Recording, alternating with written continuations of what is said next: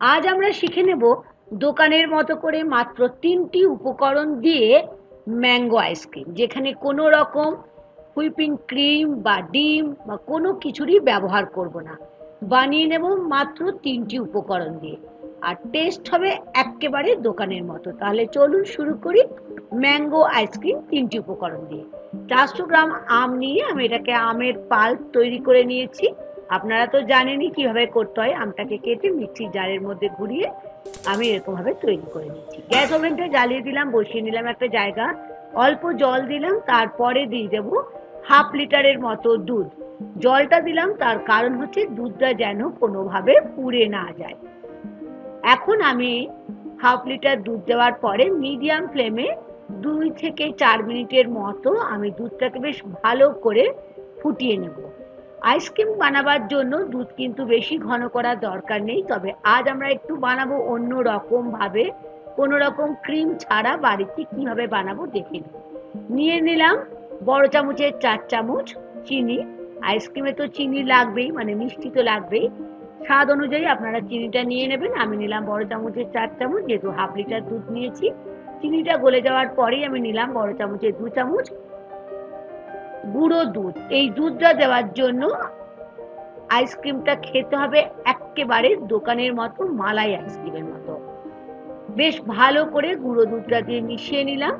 এখন আমি এই গুঁড়ো দুধটা দেওয়ার পরে নিয়ে নিচ্ছি একটা ছোট্ট বাটি, সেখানে নিলাম বড় চামচের 2 চামচ ভ্যানিলা কাস্টার্ড পাউডার। হ্যাঁ বন্ধুরা, আজ আমরা বানাবো কাস্টার্ড পাউডার দিয়ে আইসক্রিম। অল্প ঠান্ডা দুধ দিয়ে দেখুন ঠিক এরকম ভাবে একটা কাস্টার্ড পাউডার দিয়ে আমি ঘোল তৈরি করে নিলাম। খুব ভালো করে কিন্তু দুধটাকে আমাদের এটা দিয়ে মিশিয়ে নিতে হবে, আর অবশ্যই ঠান্ডা দুধ এখানে ব্যবহার করবেন, কখনোই এখানে গরম দুধ ব্যবহার করবেন।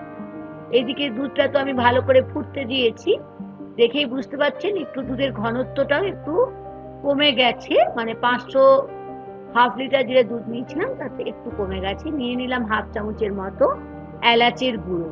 এলাচের গুঁড়োটা দিলে খেতে ভালো লাগবে, গন্ধ তো ভালোই লাগবে। এলাচের গুঁড়োটা দিয়ে ঠিক এরকম ভাবে ভালো করে আমি মিশিয়ে দিচ্ছি। ফ্লেম কিন্তু মিডিয়াম ফ্লেমেই রাখতে হবে। এখন যে কাস্টার্ড পাউডারের ঘোলটা বানিয়েছিলাম সেটা দিয়ে দিলাম দুধের মধ্যে। দেওয়ার সঙ্গে সঙ্গেই কিন্তু আমাদের অনবরত এটাকে নাড়তে হবে। ফ্লেম লো টু মিডিয়ামে রাখতে হবে, তা না হলে পুড়ে যেতে পারে।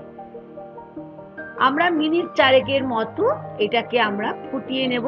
আর ঘনত্বটা দেখিয়ে দিচ্ছি, আমরা কিন্তু কোনো কাস্টার্ড বানাচ্ছি না, আমরা বানাচ্ছি আইসক্রিম, সেজন্য খুব বেশি ঘনত্ব করা চলবে না।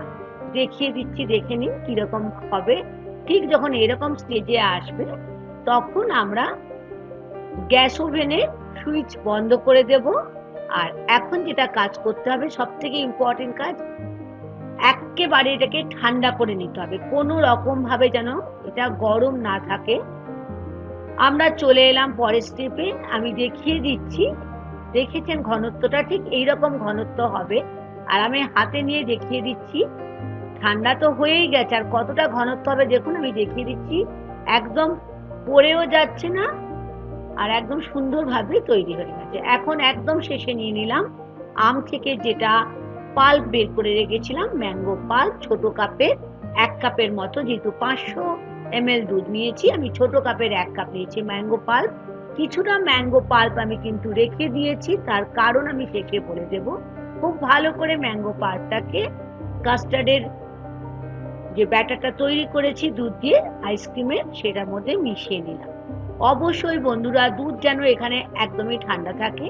এখানে নিয়ে নিয়েছি 250 থেকে 300 গ্রামের মতো একটা আম, যেটাকে দেখে নিন একদম খোসা পরিষ্কার করে ঠিক এরকম লম্বা লম্বা করে একবার কেটে নিচ্ছি, আর আরেকবার আরের দিকে কেটে নিচ্ছি। তাহলে কি হচ্ছে, ছোট ছোট সুন্দরভাবে আমাদের স্লাইসগুলো বের হয়ে যাবে, যাতে আমটাও একদম রসটাও যেটা কাস্টার্ডটা বানিয়েছি সেটার মধ্যে পড়ে যাবে, আর পিসগুলো কিন্তু একদম ছোট ছোট করে কাটা হয়ে যাবে।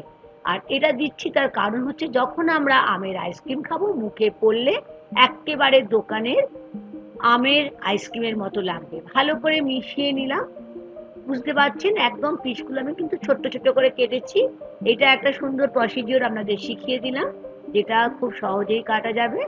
নিয়ে নিলাম বেশ কিছুটা অ্যালমন্ড, আপনারা ইচ্ছা হলে এখানে পেস্তাও দিতে পারেন। নিয়ে নিলাম টুটি ফুটি, এটা সম্পূর্ণ অপশনাল, তবে এই টুটি ফুটি দিলে দেখতে তো ভালো লাগবে কিন্তু খেতে তার থেকেও বেশি ভালো লাগবে। আবারও ভালো করে আমি টুটি ফুটি আর অ্যালমন্ড বাদামটাকে মিশিয়ে নিলাম। এখন নিয়ে নিয়েছি আইসক্রিম করবার মোল্ড।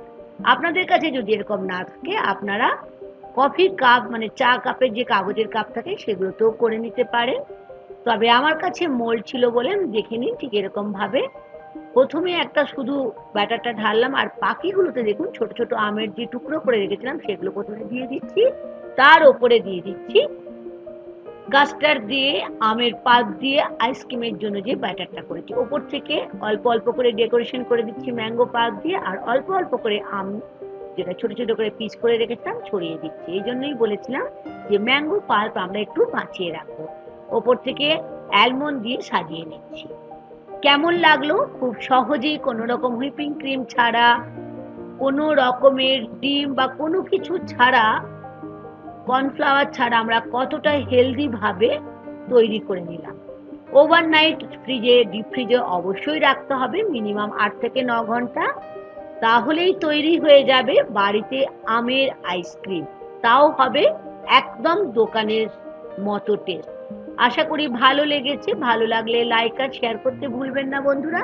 এখন দেখে নিন কেমন ভাবে আমি এটাকে মোল্ড থেকে আইসক্রিমটা বের করছি। একটা বাটিতে জল নিয়েছি, তাহলে কি হবে খুব সহজেই মোল্ড থেকে আইসক্রিমগুলো সহজে বের হয়ে যাবে। নর্মাল টেম্পারেচার জল অবশ্যই নেবেন। একটা প্লেটের মধ্যে অল্প বরফ নিয়ে সাজিয়ে দিচ্ছি আমের তৈরি আইসক্রিম। গরম শেষ হয়ে যাওয়ার আগে বাজারে তো এখনো মিষ্টি আম আছে, অবশ্যই বানিয়ে নেওয়ার জন্য একবার অনুরোধ থাকলো। আমি তো খেয়ে দেখবই কেমন টেস্ট হয়েছে, অবশ্যই আপনারাও খেয়ে দেখবেন কেমন পেয়েছে। আজকের কাস্টার্ড দিয়ে মাত্র 3টে উপকরণ, কাস্টার্ড, দুধ আর নিয়েছি আমরা আম। নতুন বন্ধু হয়ে থাকলে আমার চ্যানেলটিকে সাবস্ক্রাইব করে নেওয়ার অনুরোধ থাকলো। আজ এই পর্যন্ত বন্ধুরা, আবার দেখা হবে। Thank you.